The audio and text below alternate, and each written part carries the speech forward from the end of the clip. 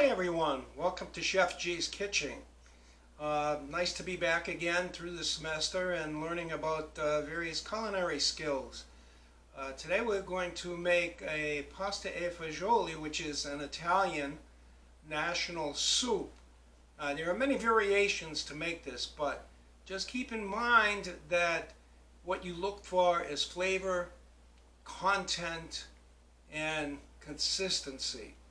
So, how do we proceed? Well, first, remember that soups usually are derived with a stock. A stock is a clear, full-bodied liquid that we derive from several sources of meat, poultry, or fish. And there are ways to do that, which you should be familiar with right now. So, we are using actually a chicken stock today. And that will be the base for the pasta e fagioli. So what is it basically in Italian? Basically it means pasta and beans. So this will be a soup that incorporates pasta and beans. As you know, there are several different categories of soup. There are pureed soups, there are clear soups, there are bisques, which somewhat move over to the fish side. And then we also have cream soups. But this will be based on a clear chicken stock. So we're about to proceed, and what we want to do is go through the ingredients so we'll know exactly what the course and the method will be as we proceed. So here we are with our ingredients, which everything is mise en place. You should know what mise en place means at this point in time. But the main contributor to our soup will be a chicken stock. Now this is a commercial chicken stock which is available in the supermarkets. Keep in mind that you could use a broth or you could use a stock. But you should know the difference between. And you should also know what you're buying, whether it is a stock or it is a broth, and the reasons that would you use one rather than the other. The next item we have here are the beans. So these are Great Northern beans, and the recipe calls for cannellini beans or white kidney beans. The difference between the Great Northern and the kidney beans is usually the size. The Great Northern is a little smaller than the kidney beans. Now, these have been soaked overnight, which is the proper way to do this. They do have canned cannellini beans, and if you want to use them, you must rinse them because they're in a kind of a syrupy liquid. So you must rinse them to get that liquid off. And know that they're already partially soaked because they've been sitting in the can in this liquid. So they're partially soaked, and it would take less time to cook them. What else do we have? We have a mirepoix, which is chopped very fine. So here we have our carrots and our celery. And here we have our onions. Now you might say, well, why do you have them separate? Well, because maybe you should think about that, and maybe you should get back to me. But the carrots and the celery will cook first, and then we will add the onion. Next thing to consider is an element, which is pancetta. You can buy this at the supermarket. It comes either in rolls, which you would have to dice up, or it comes in packages like this, which are already diced. Now, the pancetta is nothing more than pork rolled together with fat. It provides something similar to a bacon. And the reason we're using it here is not so much for the meat content as it is for the flavor extraction we'll be getting out of it. So, what is the next item to consider? It would be the flavor profile. So what are we using in the flavor profile? We are using sage, leaves of sage, and these are fresh herbs, by the way. Sage complements most pork products. You'll find sage in a lot of pork products, in any kind of pork roast or pork cooking. And we use rosemary, which is a very fragrant, perfumey kind of an herb. So we have these two portions of the flavor profile, and we also have some parsley which I've chopped up here. Incidentally, if you mise en place everything, especially the herbs, wrap them in plastic. They can sit overnight or for a day. And the important thing is wrap them in plastic so they don't dissipate their flavor and their aroma. Okay, so what's the basic technique? Well, the basic technique will be to add olive oil to the pot. We will somewhat saute or sweat the pancetta so we can get some of that flavorful juice from it, and then we'll take it out. One point to remember is don't overcook the pancetta because it's going back into the pot. And if you overcook it and make pebbles out of it, it becomes very, very difficult to chew. So we're just sweating it to extract the flavors from it. Then later on we'll add it back to the soup. The other element that we don't have here is the pasta, because it is pasta e fagioli. Well, in some cases you can add the pasta to the boiling soup, but you can run into problems with that. For instance, if you overcook the pasta, the soup will become very starchy. Also, if you let the pasta sit in the soup, it will extract starch and absorb fluid, and it will be a very, very thick soup. It's almost to the point where it wouldn't be a soup anymore. It's more of a casserole, which you want to avoid. So what do? You part cook or fully cook the pasta ahead of time. You cool it quickly so it stops the cooking. You drain it, and then you add a little bit of oil to it, a little bit of olive oil or vegetable oil.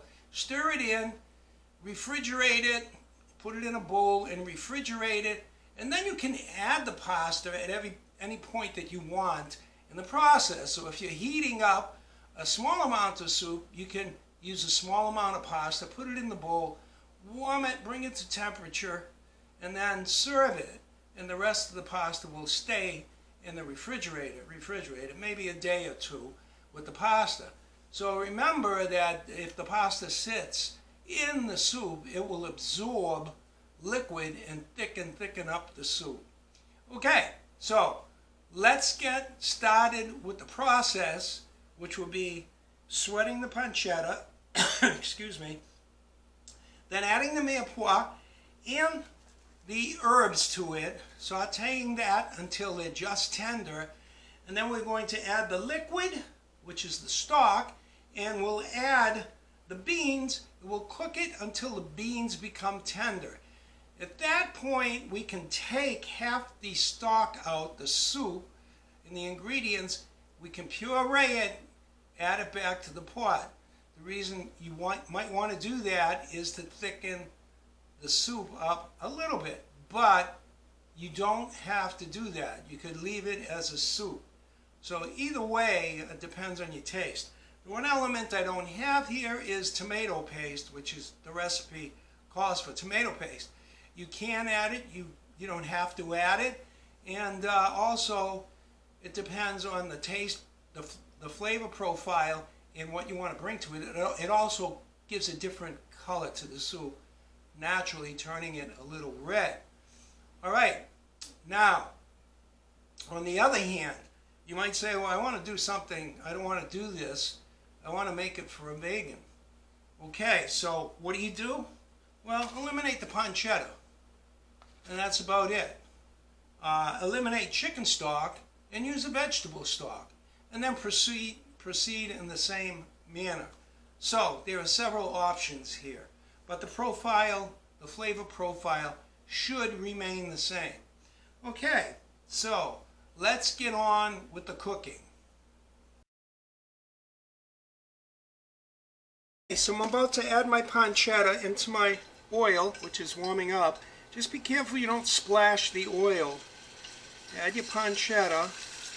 Remember, we're only sweating this to get the fat and the juices here. Should be on medium heat when we do this.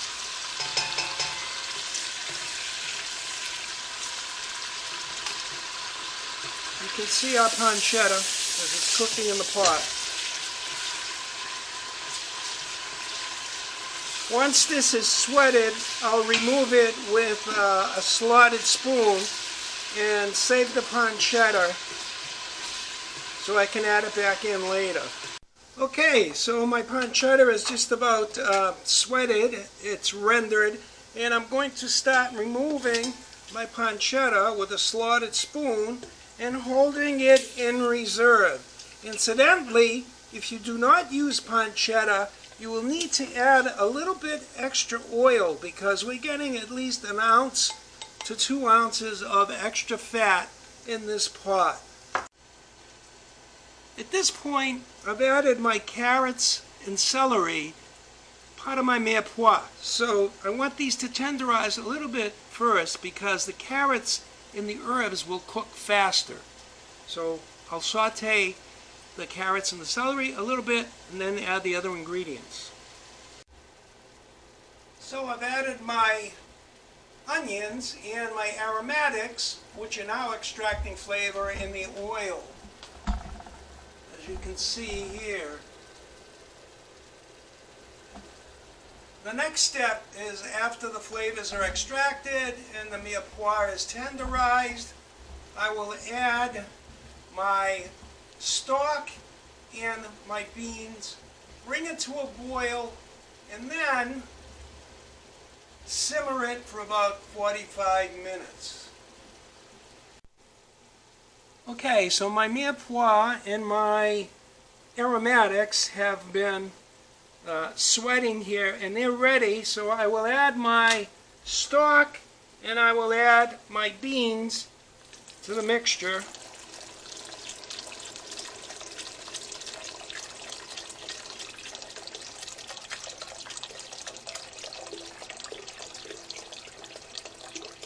Please note that the batch that I'm making will be larger than the batch that you are making.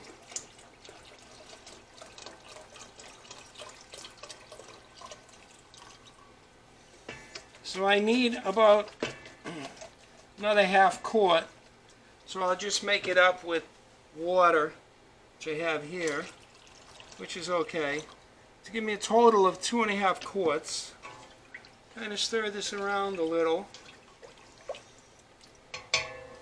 And now I will add my beans and have these cook until they're tender, which should be about 45 minutes. But as soon as the beans are tender, it's finished.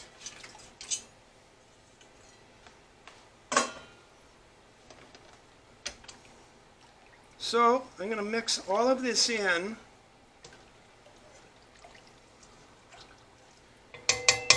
And then I'm going to turn the heat up, bring it to a boil, and then lower it to a simmer. And it should simmer until these beans are tender, maybe 45 minutes, maybe a little longer.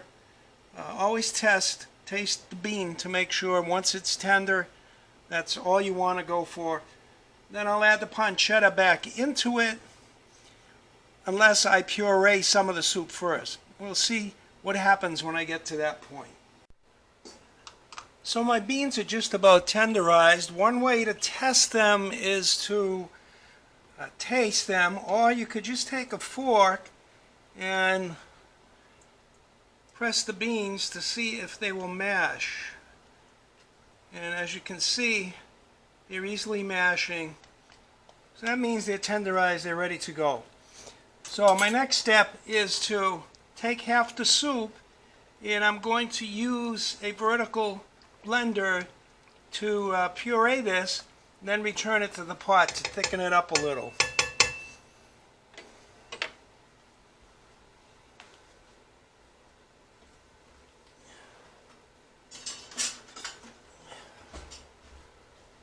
So here we are.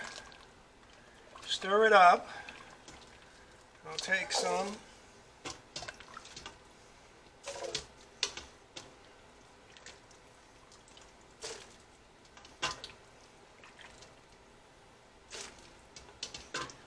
It's almost half.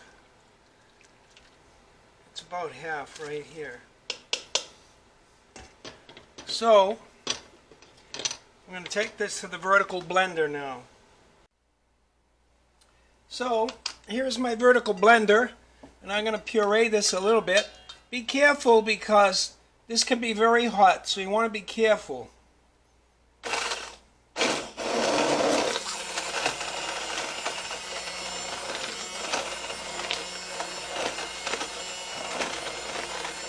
Basically, I'm pureeing the beans, which will help to thicken the soup.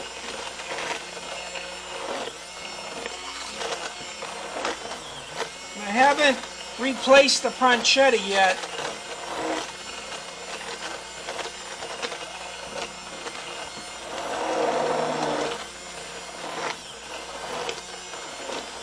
As you know, beans contain a lot of starch, and that's the way they can thicken this soup. And I think we're just about pureed here. And we have our puree ready to go. Notice also here that I have my pre-cooked pasta, which I will use as I dole out a bowl of soup. Okay, so here we are. I'm going to take some of the soup, which is finished at this point. Take a nice scoop of it. A little bit more. Boy, look at that. Isn't that beautiful? Okay, I'm going to add a little Parmesan cheese to it. And a little bit of parsley as a garnish. Just a few sprigs of parsley. And there we have it. Pasta e fagioli. Oh, did I forget the pasta? I think I did. Here is the pasta right here. So I'm going to add my pasta to it. Like so. A few spoons of pasta.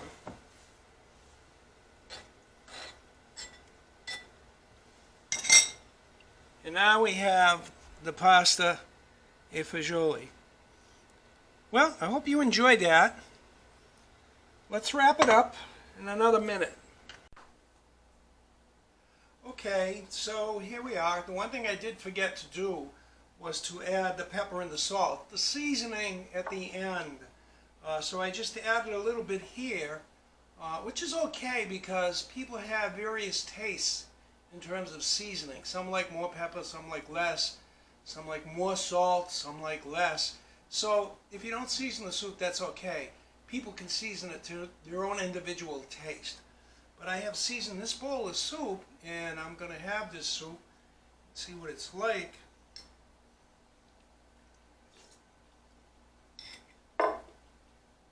Wow, that is delicioso. Unbelievable. I hope you enjoyed this. Please remember all the techniques that we use. And when you do this on your own, follow these techniques as closely as you can. Well, see you in the next class. Have a great day.